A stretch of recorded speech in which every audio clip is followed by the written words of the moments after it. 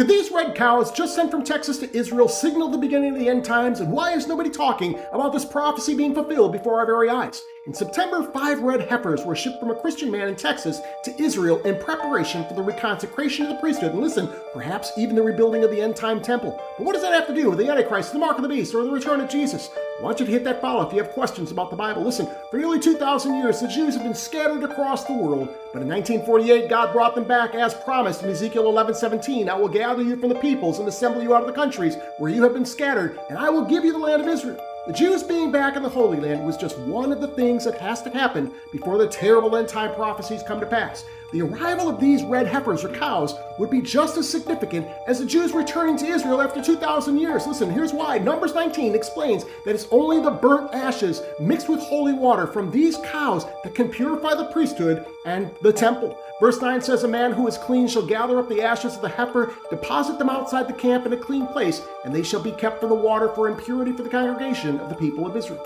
Without these ashes of this pure female cow, the priests, they couldn't be purified, and most importantly, there can be no animal sacrifice in the temple. But here's the problem. There is no temple. There is no animal sacrifice, and there is no purified priesthood in Israel. There can't be until the red heifer to be sacrificed has come to pass. And here it is. These red heifers, they'll need to remain red and unblemished for another year, but at the end of that year, they can be sacrificed, and Israel intends to do just that. Listen, the Temple Institute in Israel has already begun practicing the intricate ceremony of sacrifice, and many are planning to rebuild the temple, and now that the red heifers have arrived, they can do just that. Why is all this so important? Listen, nearly all of the end-time prophecies regarding the Antichrist and the return of Jesus, they require the Jews to be back in their land, and they require animal sacrifice. And third, there needs to be a rebuilt temple.